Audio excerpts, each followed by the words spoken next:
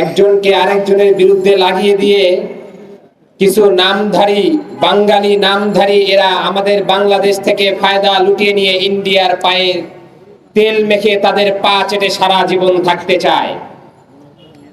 আমি এ সমস্ত মানুষদেরকে সুস্পষ্ট ভাষায় জানিয়ে দিতে চাই, শুনে রাখেন, আপনারা হয়তো এখনো পর্যন্ত ঘুমের ঘরে স্বপ্ন দেখে দেখে আপনারা ভাবতেছেন এই বাঙালি জাতিকে আমরা ৭১ সালে এবং যুদ্ধের সময় যেভাবে আমরা তাদেরকে সহযোগিতা করে বাংলাদেশের অনেক অংশকে আমরা দখল করেছি, তাদেরকে আমি সুস্পষ্ট ভাষায় বার্তা দিয়ে যেতে চাই, আপনারা যদি এই ভাবনা এবং চিন্তা নিয়ে থাকেন, খোদার কসম করে বলে দিচ্ছি, সেই আল্লাহকে সাক্ষী রেখে আপনাদেরকে বলে দিচ্ছি, বাংলাদেশের মানুষ কিন্তু আজ এই সিচুয়েশনের মধ্যে নাই।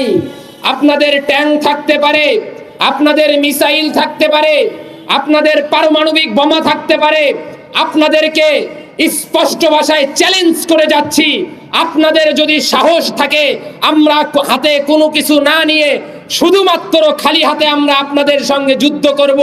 যদি সৎ সাহস থাকে আমাদের সঙ্গে আসুন, আমরা আপনাদের সঙ্গে যুদ্ধ করতে ২৪ ঘন্টা প্রস্তুত আছি। কাজী আপনাদেরকে সুস্পষ্ট ভাষায় বার্তা দিয়ে যাই, আপনারা ভাবিয়েন না আমরা এখনো পর্যন্ত ঘুমের ঘরে বসবাস করছি।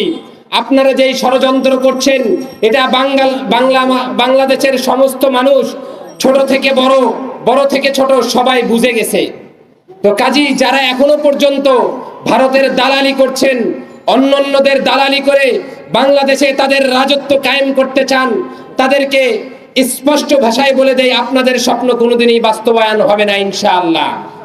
আমরা সকলেই একসঙ্গে হয়ে দেশের বিরুদ্ধে, আমার ছোট্ট একটা কথা, আমরা সবাই দেশকে ভালোবেসে দেশকে এগিয়ে নিয়ে যেতে যত ধরনের কাজ আছে আমরা সকলেই একসঙ্গে করবো ইনশাআল্লাহ।